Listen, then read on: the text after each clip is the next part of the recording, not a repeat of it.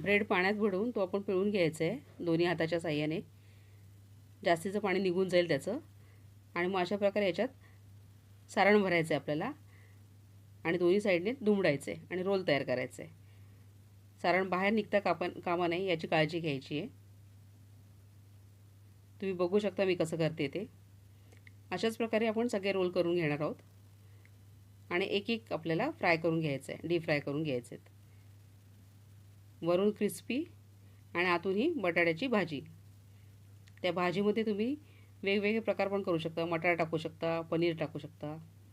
हे बघा 7 रोल तयार झालेले आहेत. इकडे मी तेल गरम करत ठेवलं होतं आधीच. त्याच्यात एक एक एक सोडणार आहे. गुलाबीसर लालसर जरा झालं की काढायचेत आपल्याला. गुलाबीसर झाल्यावर जास्त करपून द्यायचे नाहीत आपल्याला. नीट फ्राय झाल्यावर तेल व्यवस्थित निथळून घ्यायचं आहे झाऱ्यानेच आणि मग टिश्यू पेपरवरती आपल्याला काढून घ्यायचं आहे.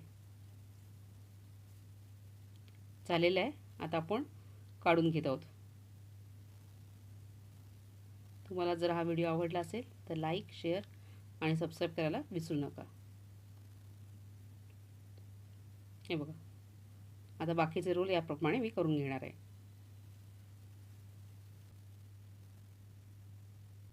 धन्यवाद.